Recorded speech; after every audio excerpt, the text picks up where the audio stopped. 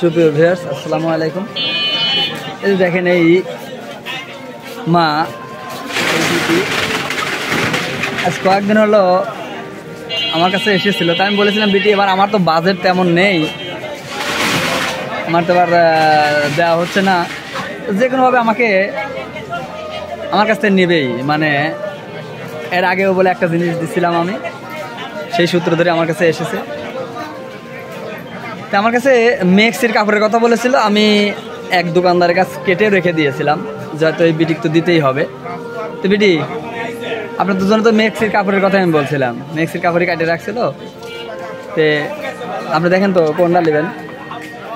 আসলে যদিও অল্প দামের জিনিস, কিন্তু আমরা যদি সবাই সকলেই এমনভাবে পাশে থাকি, কিন্তু আপনি কোন কালারটা নেবেন দেখেন।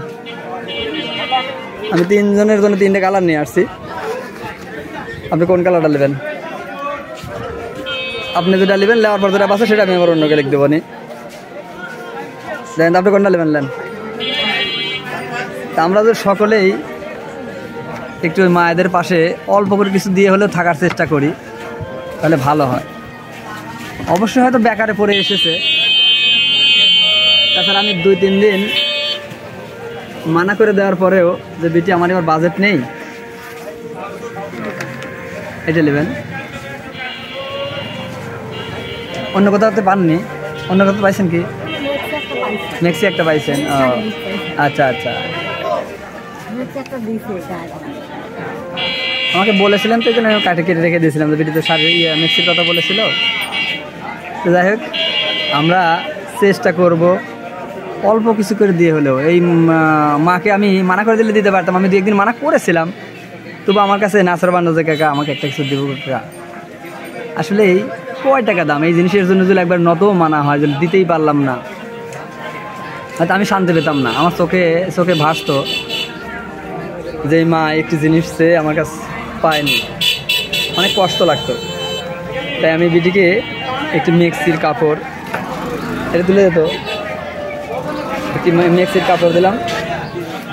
আপনারাও যে কেউ অল্প কিছু হলেও দিয়ে শরিক থাকবেন, যে এই মায়েরা যদি একটু খুশি হয়। আজ দেখেন, আমার কাছে বলেছিল একটা মেক্সির কাপড়ের কথা, যদি আমি না দিতে পারতাম তাহলে হয়তো আমার কাছে ঋণী মনে হতো। হয়তো অনেকেই এসে যাচ্ছে, শত শত লোক, হয়তো সবাইকেই হয়তো যে দিতে পারছি তাও না, অনেকেই বোঝানোর চেষ্টা করছি। যারা 2-1বারই বুঝে চলে যাচ্ছে তো চলে যাচ্ছে, কিন্তু এমন কত লোক আছে যে ছাড়ছেই না, তাদেরকে আমরা কিছু দেওয়ার চেষ্টা করছি। অবশ্যই আপনারা